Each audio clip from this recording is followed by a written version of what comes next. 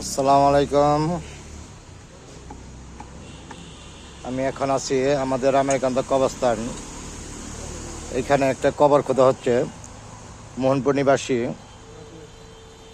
আব্দুল আলী ওরফে বিশু মিয়া, আমজাদের আব্বা। তিনি আজ সকালে 9 ঘটিকায় ইন্তিকাল করিয়াছেন। তাহার কবর খোদা হচ্ছে।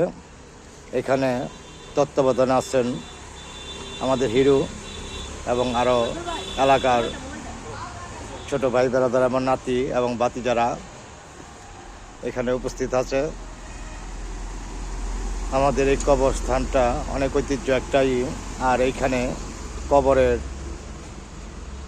জন্য কোনো কষ্ট করতে এবং চিন্তা করতে হয় না। আমাদের এখানে যে কবরগুলো খোদা হয়, অনেকে মারা যায়, কারণ আমাদের এই কবরস্থানটা বহুমুখী এলাকা নিয়ে স্থাপিত। এখানে অনেক কয়েকটি গ্রামের লোক এখানে কবর দিয়ে থাকে। আর এর মধ্যে তত্ত্বাবধান আছে হিরো, খুবই সমাজসেবক। এর মাধ্যমে অনেক ছেলেপেলেরা এসে থাকে এবং কাজ করে থাকে। খুবই ভালো লাগে, সমাজসেবক কাজ করে তারা, খুব ভালো লাগে তাদের এই কার্যক্রম দেখলে। এবং আপনারা দোয়া করবেন এই হিরোর জন্য এবং এলাকার ছেলেদের জন্য, তারা যেন সুস্থ থাকে এবং ভালো থাকে।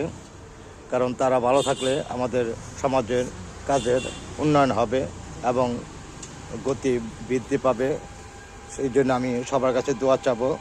আপনারা কবরবাসীর জন্য দোয়া করবেন এবং যারা সুস্থ আছে তাদের জন্য দোয়া করবেন, এবং যারা এই কবর খুঁজে থাকে তাদের জন্য দোয়া করবেন, তারা যেন সুস্থ থাকে এবং ভালো থাকে, সমাজের কাজকাম চালিয়ে নিতে পারে, আর ভবিষ্যতের যেমন ভবিষ্যৎ প্রজন্মগুলো শিখতে পারে। কারণ এখন অনেকে অনেক কাজ নিয়ে ব্যস্ত থাকে, অনেকে মোবাইল নিয়ে পড়ে থাকে, কিন্তু বর্তমানে তারপরও দেখি এখানে যে আমাদের এই লোক মারা গেলে, আমাদের এই মহল্লা ভিত্তিক এবং আশেপাশের গ্রামের লোক মারা গেলে আমাদের কবর খোঁদার জন্য কোনো সমস্যা হয় না। সবাই এসে উপস্থিত হয় এবং কবর খুঁজে থাকে। এদের জন্য দোয়া করবেন। আর যে মারা গেছে আমজাদের আব্বা, মোহনপুর বাড়ি, বনবনিবাসী বিশু মিয়া, তাহার জন্য দোয়া করবেন। তাহার আত্মার মাগফিরাত কামনা করছি। এবং যারা কবরবাসী হয়েছে এবং তাদের জন্য দোয়া করবেন, আল্লাহর জন্য কবরবাসীকে জান্নাতবাসী করে, সবাই যেন ভালো থাকে। এবং মা বাবার জন্য সবাই দোয়া করবেন, যে যেখানে আছেন না কেন, প্রবাসী এবং এলাকা ভিত্তিক যারাই আছেন না কেন, তারা সবাই দোয়া করবেন।